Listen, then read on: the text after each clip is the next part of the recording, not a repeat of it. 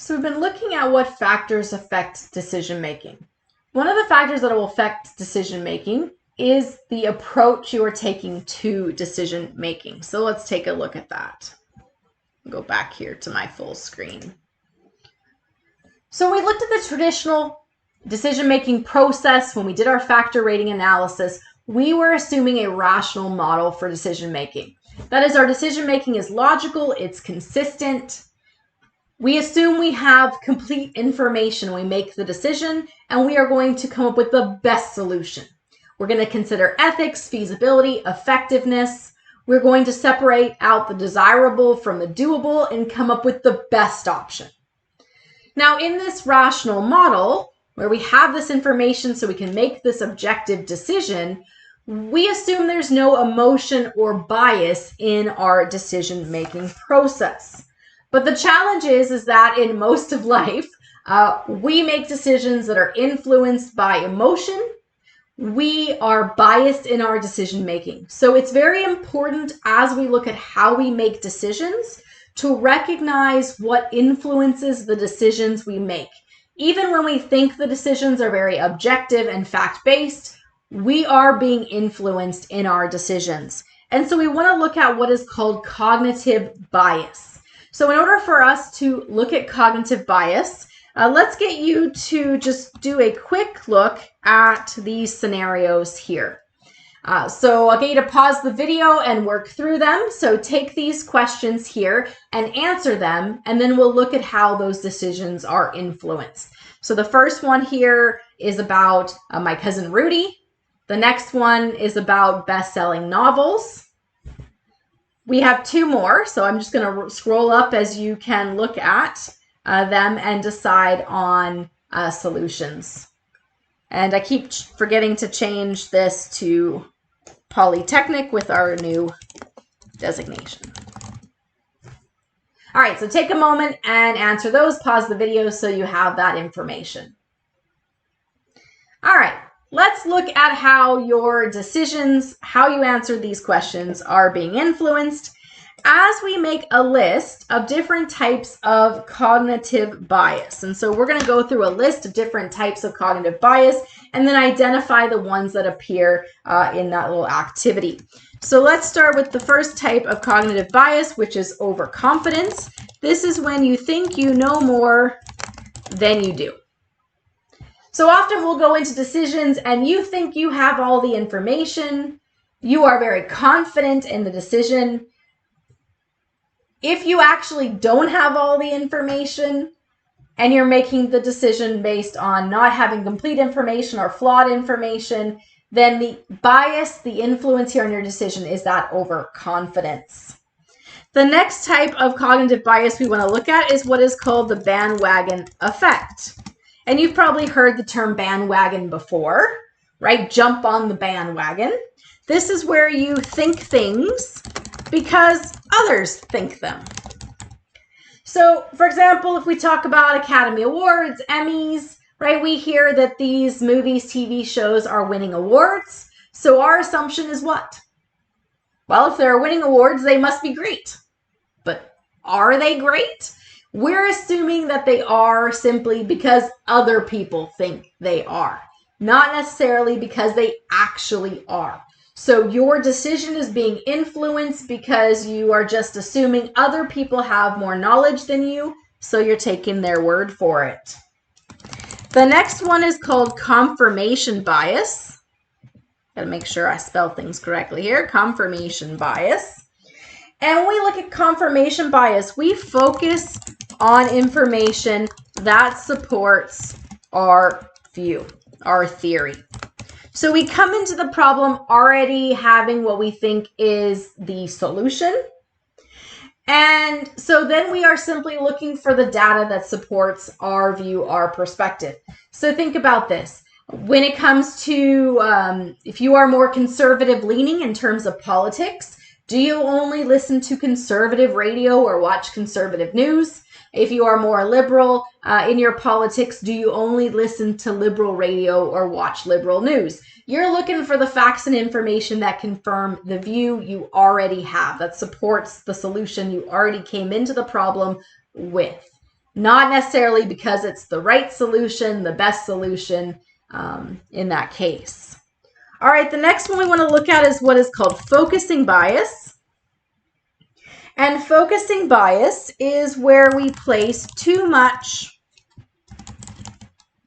importance. Of course, I got to spell things right. Too much importance on one area.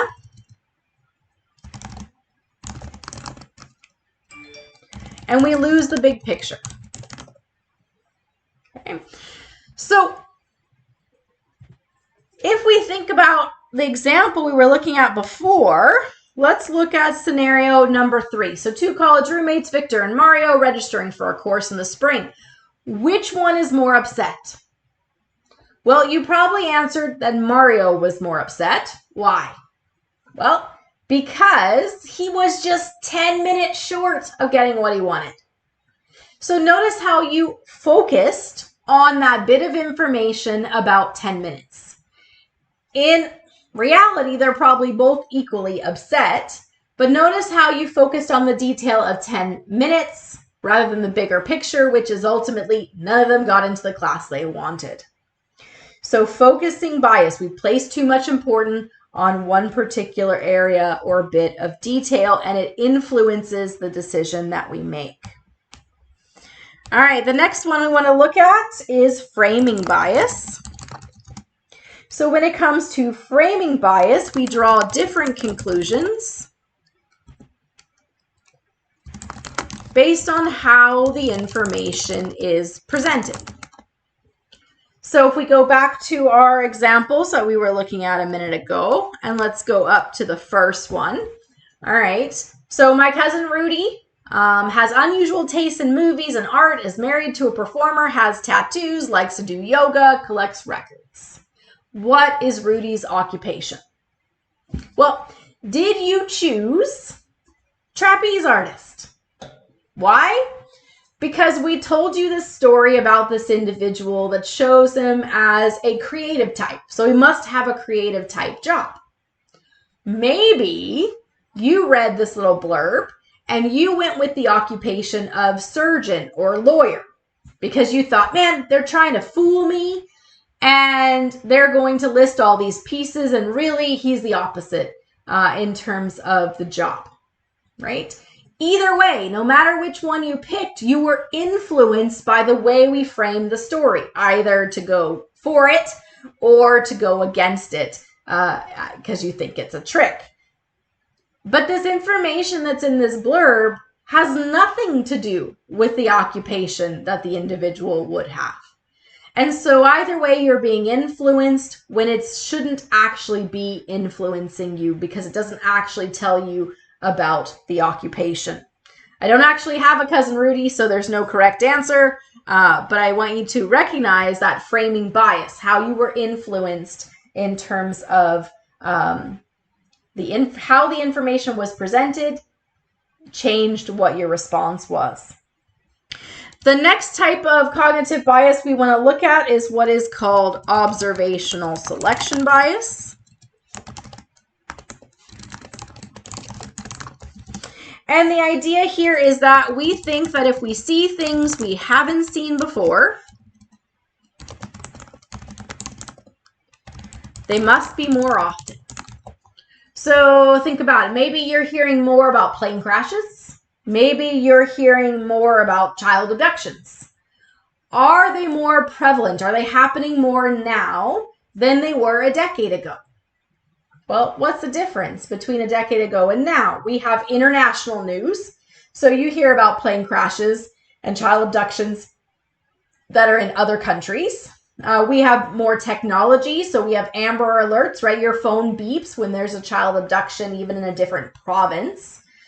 So the difference is we are hearing more about it, but the actual number, the actual probability of being in a plane crash or having a child abducted is actually lower than it has been in the past. But we assume because we're hearing it more, it must be a bigger issue. From a work perspective, so you are managing a number of employees. Each employee comes to you and is citing there's an issue. You're hearing it more often, so it must be a bigger problem than it is in the past. Well, it could be, but it also could be the fact that your employees talk to each other and they all heard the same complaint from one person, and so they're all passing it along when there really is just one original source for the concern. So just because you are seeing or hearing it more doesn't necessarily mean that it's a bigger problem than it used to be. All right, then we have planning fallacy. The planning fallacy is when we think things take less time than they do. All right, so I suffer from this one, right? As you are thinking, okay, this project I'm going to do is only going to take a couple hours, and everything ends up taking more time than you think it will. That impacts your decisions, right? I'm going to do this. I have room to take on this extra project. I can fit it in to my schedule. It's only going to take 2 hours, and then it stretches on to be even more. Another one we want to look at is what is called sunk cost error. If you've taken economics, we talk about sunk costs when we make decisions. So the sunk cost error is that your current choices can't correct the past. So we talk about sunk costs in economics. We like to use a clip from The Lion King, where the monkey, the baboon, hits the lion aside the head, and he says, "Hey, what did you do that for?" And the response is, "It doesn't matter. It's in the past." So when we look at sunk costs are a previous decision. Maybe at the time they were the best decision, but ultimately, maybe because of environmental impacts, external impacts, it didn't work out.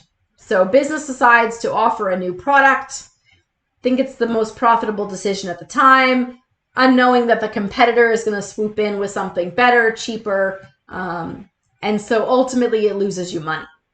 Do you then pour more money into that product, more marketing, more advertising for that product that still is not going to be able to compete with what the competitor offered? Well, it doesn't make sense to throw more good money after bad money, right? The choice in the past was made. We can't change it. We put all this time and effort into releasing this product, but it doesn't mean we should compound that error by making new choices, like putting more money into marketing and advertising. We should just move on from that product that can't compete. So sunk cost error is when you tend to make the choices trying to correct or fix that past rather than just moving on and making the separate decision. This is compared to what we call escalation of commitment. So escalation of commitment is where you refuse to admit you were wrong. And so in order to save face, right, you refuse to admit you were wrong. In order to save face, you just keep going on that same decision, that same commitment. So to save face, keep going. So you'll notice that both of these, escalation of commitment and sunk cost error, are looking at past decisions and making new decisions, being bound to what you decided before. The difference is the sunk cost error isn't based on you trying to save face, isn't based on you trying to keep proving that you weren't wrong before. So the escalation of commitment, you made a mistake, you did it wrong, it was the wrong decision, and you just keep committing because you don't want to look bad. The sunk cost error is one where the choice, maybe it was the perfect decision at the time, but because life changes and is complex, that it ultimately didn't end up being the best outcome. And so your new decision shouldn't be based on that. So one is more of an emotional, one is more of a self-preserving, and the other one is more of the financial, you keep dumping in trying to recover. All right, how about another one? Self-serving. So self-serving bias is when you take credit for success and blame other people for failure.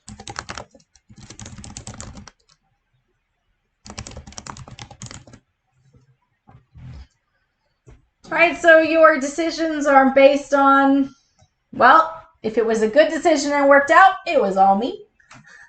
And if it didn't turn out, then I had nothing to do with it. All right, we have 3 more. So let's look at hindsight bias. So the decision was made. We are now in the future. And then that's where we start to believe that we would have made the decision correctly. And we're taking that based on all the things we know now after the fact, rather than putting ourselves into the shoes of the person who made the decision and the information they had. So we believe, so let's change that up. So we believe that we would have made the accurate, I can't even read my own handwriting here. We believe we would have accurately predicted the outcome.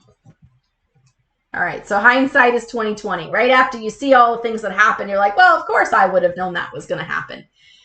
So here we're looking at, it wasn't necessarily our decision, but we're saying that that if we had been the one who made the decision, we would have done it correctly, because we would have anticipated or known the things that that came about. When in likelihood, we would have been in the same unknown as the person who made the decision. All right, 2 more. Anchoring effect. This is where we make decisions without information. So we look for an anchor.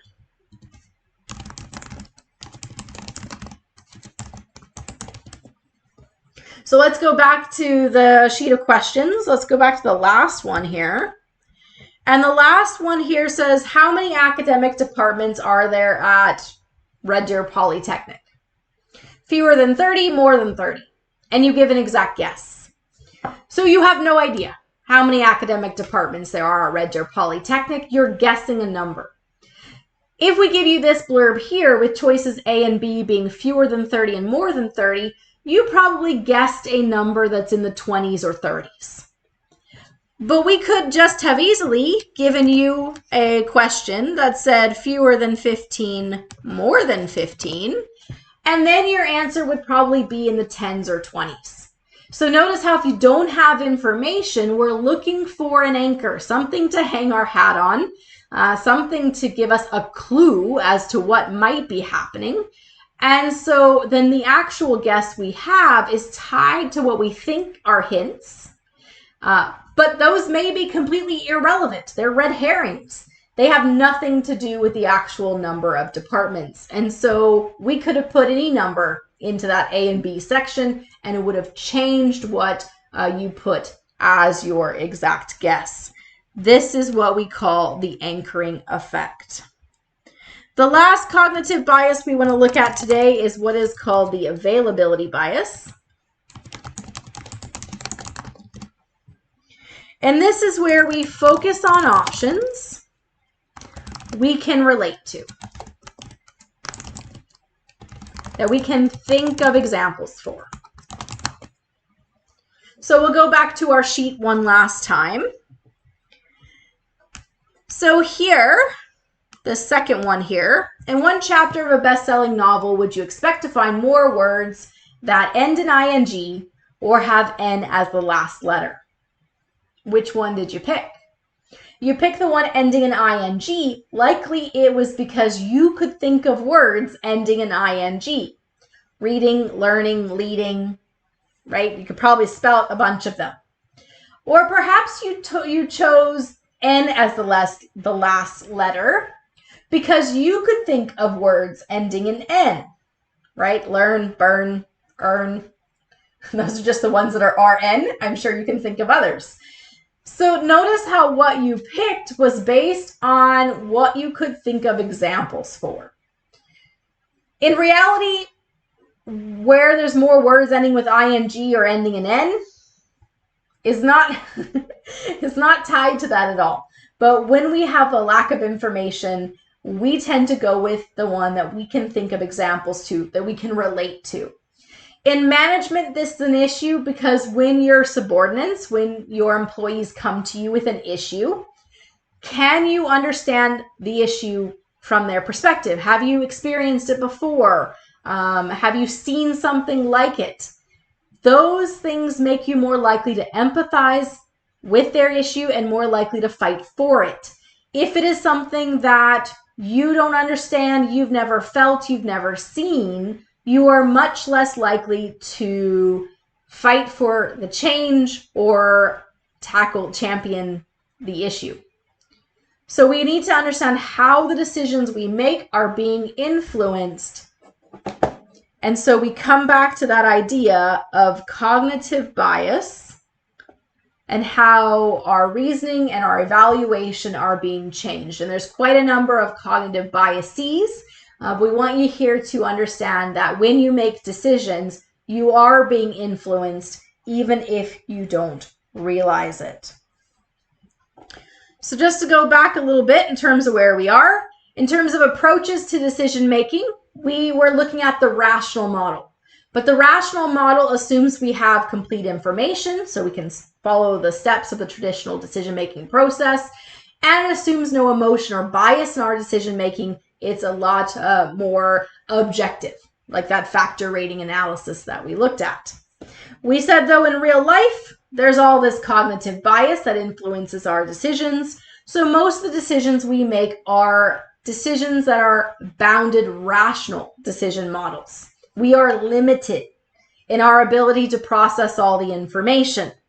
When it comes to what limits that decision, you could have bounded awareness. So you only have so much information about what's happening.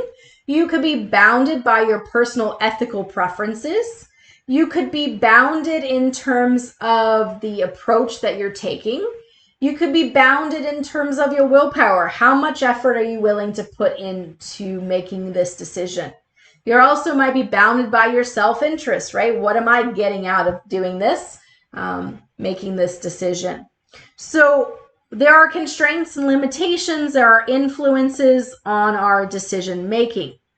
So as we're looking at the decisions that we make, if we're living that bounded rational model, we need to recognize, are we taking enough time and resources to brainstorm alternatives? Or are we just jumping to a conclusion because of all that boundedness? Are we exploring enough alternatives? Or are we satisficing? So the word satisficing comes from satisfactory. So a satisficing model in decision making is where we're going to stop and choose the alternative, the first one we come across that's good enough. It's satisfactory. It's good enough. It's not the optimal, the best decision. We also recognize when we are making decisions where we are bounded in our decision making, the influence of hubris, that sense of pride, certainty, and confidence, right? We might pick a solution, as we talked before, in terms of our own self-interest. Are we being overly influenced by the culture of the organization, by internal politics, by political considerations, our ability to make a particular boss or higher up happy because we want to move up and get more power, more authority, we want a higher position? Are we being influenced by that escalation of commitment or sunk cost error where the future decisions we make are tied to the past decisions, and not for a good reason, but because of our own desire to not look like we made a mistake, or because we put time and resources into that past decision and we just then keep throwing more time and resources into the next decision. So we need to recognize that the decisions we make are limited. What might limit you in your decision making? The complexity, priorities, We talked about not having enough information, but it's also possible you have information overload, so too much information, you just can't handle it, deal it, compartmentalize it to help it be part of the decision-making process. We talked about those cognitive biases. You might have conflicting goals in terms of decision-making. You might have limited time and money to make the decision. So we have the rational model where we have all information and we're not being influenced. We have the bounded rational model where we recognize the influences that are on that decision. And so it's not necessarily the perfect decision. And then we have decision making that's more intuitive. So decision making based on your gut feeling, your personal experiences and values.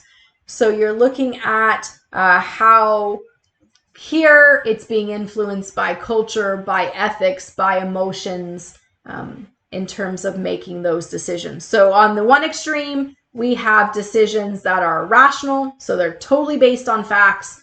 On the other end, we have the intuitive model, which is totally based on gut feeling, emotions.